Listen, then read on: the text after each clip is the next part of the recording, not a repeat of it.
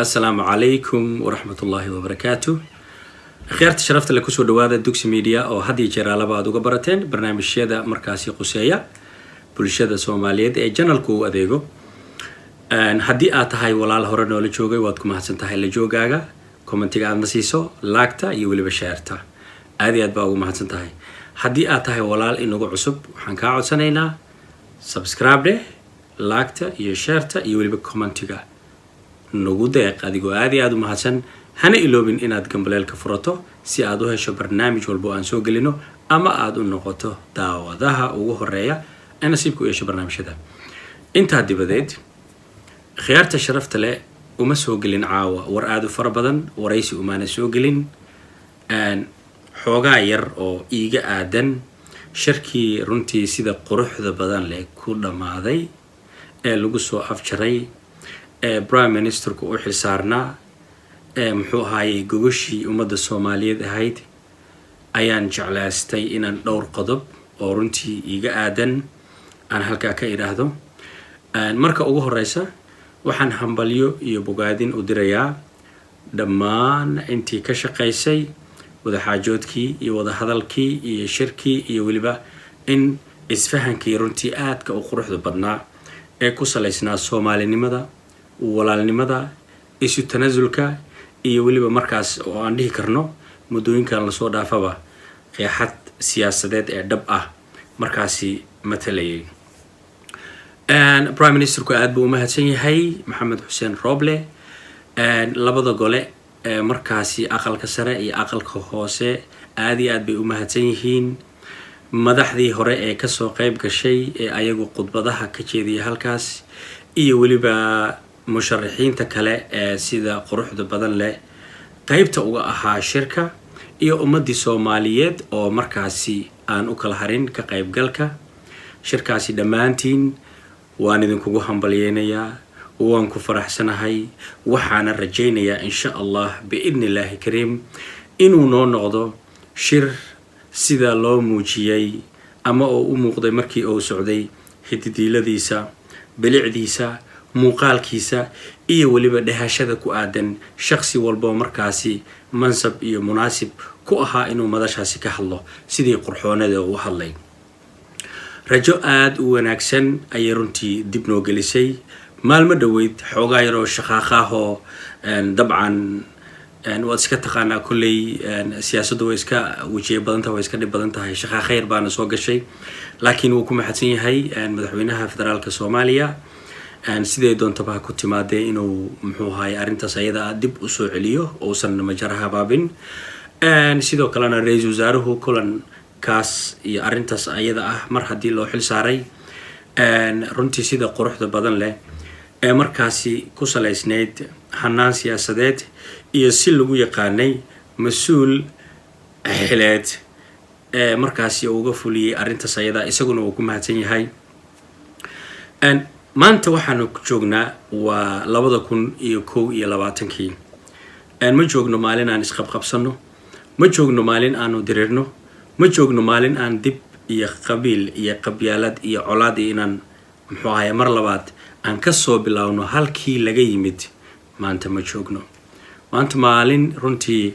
iftiin aad u qurux badan inoo baxa weeyaan. maanta markaan idin leeyahay kalama jeedo shirkan dhaxdiisa kalama jeedo maalintii ay noo bilaabatay dawladnimo ama ku meel gaar ha ahaato ama mid federaal oo buuxda oo markaasi dawlad buuxda ha noqoto ayaa waji cusub iyo neecaawi inoo furmatay maadaama aad ogtihiin in muddo ah inuu wadankeenu xirnaa dunidu wax badan ay inaga aaminsanayd dalkeenu burbur u ahaa dagaal ahla aanu soo marnay nabad aysan jirinin marxaladaha aan ku sugnayn aad ka wada warhaysaan dhamaantiin sida aad u badan tihiinba intii markaas gudaha Soomaaliya ku sugnayd iyo intii markaas dhagaynaysay arrimaha Soomaaliya halkaas ba hadii marka aanu ka nimaanay oo dawladii ugu horeysay ku meel gaarka ahayd carta lagu soo dhiso Cabdiqaasim madaxda ka ahaa tii ugu dambeysana oo maanta muddaxileedkiisiiba ha dhamaade ee Maxamed Cabdullaahi Farmaajo oo ugu dambeeyay madaxdii dalka intii burburkii dibadeed la soo doortay. walaalayaal ma joogno maalin siyaasadeena iyo caqligeena iyo garaadkeenu oo dib noogu celiyo dagaaladii ahalka siyaasad xumadii iyo dhibaatadii nagu haysatay hoggaan la'aanta fursaddu runtii waa qaali laakiin hadba siday kuu soo marto ayaa looga faa'iidaystaa ninka dowlad helahow dowladdaadu waxay doontaba ha ahaatee waxaad daantaa ninkaan dowlad lahayn dalka aan sharci lahayna hadda wax kala hagaaya ma jirto wayna soo martay inaanu isdilno inaanu isxabadayno inaanu isdhacno inaanu dalkii iyo dadkii iyo muxuu yiraahdaa gabdhaheena xitaa qaarkeen in kufsi ay u geystaan caruurteennii la baabi'iyo hooyooyinkeenii iyo muxuu ahaay dadkeenii qax lagu rido agoomo badan maanta ay joogaan arlada oo sababay u tahay dhacdooyinkii runtii foosha xumayd ee nagu soo martay muddadii aanu madaxa iskula jirnay haddaanu Soomaali ahayn imise ayaa asaay u fuushay imise ayaa agoontinimooday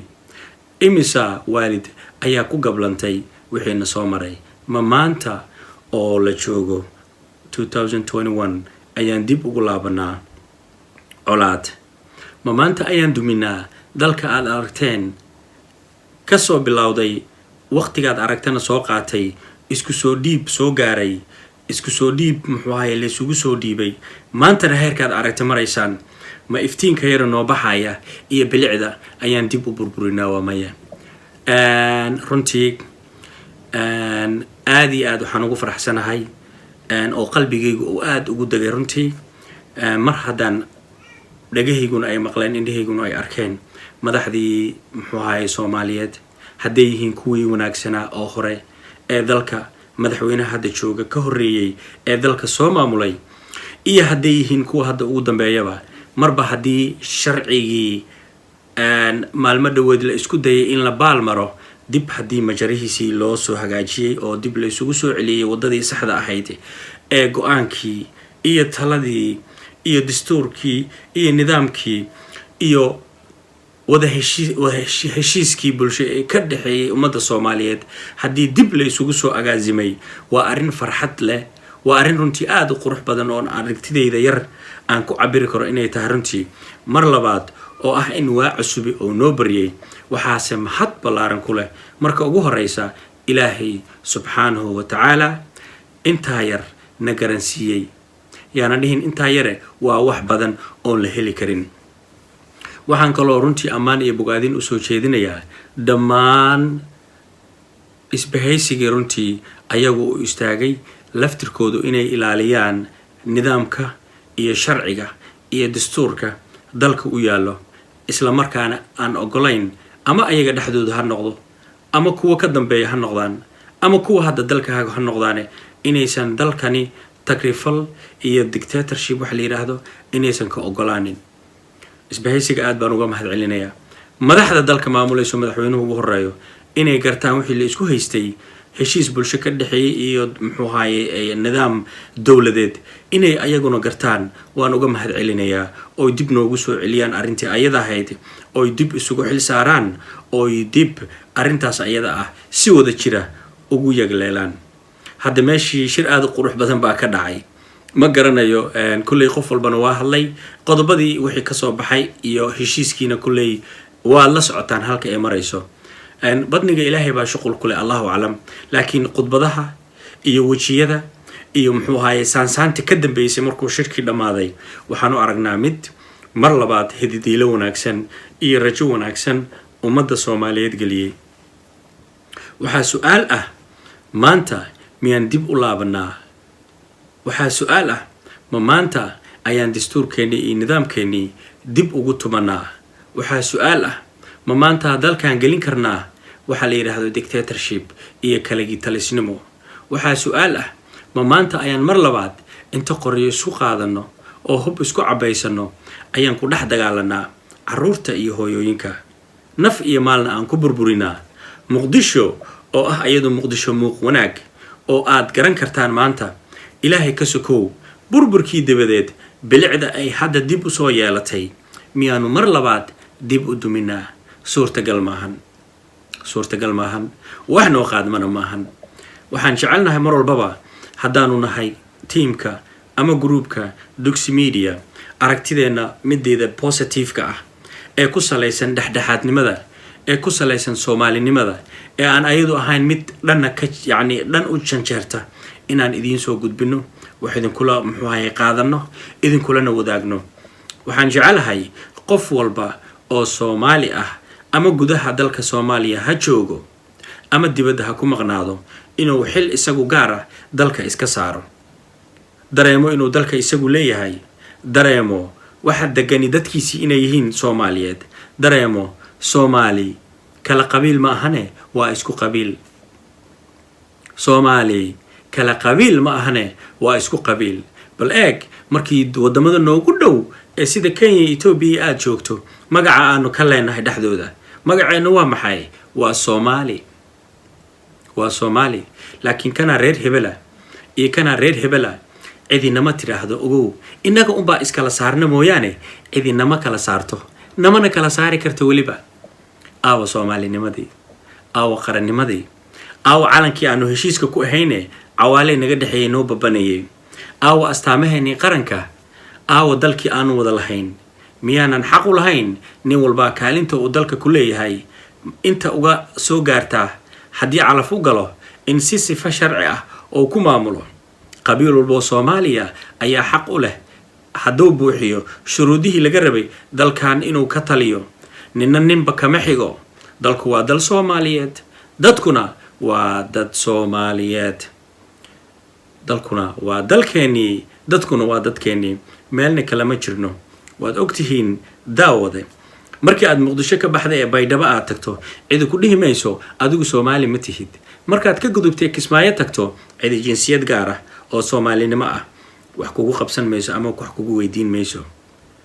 markii dhinacaas muxuu ahay Dooble iyo Afmadow iyo Gada iyo aad dhinacaas soo marta ayadana sidoo kale cid waxba ku oran maysee nin Soomaali ayaad ka tahay gobolada dhexe imow Jowhar iyo maxaan ku yiraahdaa iyo sahalka ka gudbo ilaa gobolada dhexe tago Hiiraan iyo tago muxuu ahay Mudug iyo Galgaduud tago halka iyo soco adigu meel walba Soomaali baad ka tahay meel walba Soomaali baad ka tahay waa maxay marka waxa ina dhex imaan karaahay cadiifada ina dhex imaan kartaa oo maanta aan isku kala qoloqoleynayna waa maxay xoogaa qolooyinkan siyaasadda noogu jira oo kursiga iyo xilka xoogaa u kala hanqal taagaya ayaa shacabkeeniyo caawa idinkan idin la hadlayaaye xoogaa yaray bahasha in yar ayay xoogaa yaray ku yara daraan laakiin annagu shacab haddaanaha waa ka madax bannaanahay waxaanu taaganahay Soomaali baanu nahay من راس عسير وراس كمبوني راس عسير تلوي عده Soomaali inta ay degto يعني كلام الريبيو انت Soomaali ay degto shakhsi walba Soomaali wuxuu aaminsan yahay oo halkaas laabta ku haya in Soomaalinimadu ka badan tahay in Soomaalinimadu deeqdo waxa marka loo baahan yahay dalkuna waa dalkeeni dadkuna waa dadkeeni inaan noqono kuwa mar walbaba wanaaga iyo walaalnimada iyo Soomaalinimada isku hambeeya ugana faa'iideysta khayraadka dalkooda ku jira iyo muxuu haayay inaanu taabagelino horumarka dalkeena iyo nidaamka dalkeena iyo shuruucda iyo muxuu ahay dastuurka iyo qawaaniinta dalkeena u yaala inaan hormarino oo intaan haysano waa Ilaahay mahadiise hadba inta naga maqan aan dalka ku soo darsano waxa naga badan nimcada dalkeena taala bal badeena eeg intay isku weertahay bal bariga fiiri khayraadka Ilaahay subhanahu wa ta'ala inoo galiyay maliyaan haddaad maqli jirteen Europe iyo America ayr laga qaataa khayraadka dhulkeena ku jira haddaan la soo baxno waxa hubaala inuu naga badan yahay ninaba uusan shaqo la'aan ahaadeen hadduu nin shaqo la'aan ahaadana wuxuu cunay wuxuu cabay meel ku noolaado inuusan waayeen hadiiba aanu isticmaalno khayraadka dhulkeena ku jira macdanta aan la soo baxno nooc walba aanu isticmaalno dalkeenu wuxuu u baahan yahay inaanu nabad ku wada caaweyno isku soo dhiibno wax walba nina gaar oosan isku siinin nina oosan si gaar u majarahabaabin dalkani waa dal ummadi ay wada leedahay waxaana ummadaas haga oo u dhaxeeya sharciga u yaalana cidna laga ogolaan maayo siday doonto inay ugu tagrifasho ama ha noqoto muxaafid markaasi gacanta xilka ku haya ama ha noqdo mucaarad isagoo markaasi maamulka banaanka ka taagan oo muxuu ahay u hanqal taagaya hoggaan iyo wax lamid ah nin kaysna labadaba laga ogolaan maayo inay dalka dhibaato iyo muxuu ahaayey dib u dhac ay kusoo kordhiyaan. maxaa yeelay maantoon dib u dhacnaa waxay dib noogu celinaysaa another 30 sano oo hadda ka bacdi haddana kabsi naga rabta. marka bal nin baa hadda ka hor jabay, markaas wuxuu yidhi bal eeguu yidhi bal fiiriyuu yidhi waa jabay, aan jabay haddana fiiriyuu yidhi meesha aan ku jabay fiiri buu yidhi, meesha aan ku jabay fiiriye haddana sidaan u jabay fiiriyuu yidhi. bal hadalkaa u fiirso, waan jabay fiiri buu yidhi, haddana wuxuu yidhi meesha aan ku jabay bal fiiri, haddana sida aan u jabay bal fiiri buu yidhi. su-aasha meesha taagan baa waxay tahay marka ma maanta ayaan dhibaato hor alla qaadanaa? ma maanta ayaan mar labaad haddana burbur dib ugu laabanaa iyo khabyaalad iyo qabiil iyo inaan isburbursanoon dembigii shalay Soomaali ay kala gashay mid lamid ah haddana maanta aan kala galno? haddana xageen ku galnaa oon isku baabi'inaa? sideen haddana u samaynaa oon ku galnaa? wax caqliga bini'aadamku sheegayo maahan. waxaa ilaahay subxaanahu watacaala garashada inoo siiyey inaan ku fahno waxa saxda ah iyo waxa qaladka ah,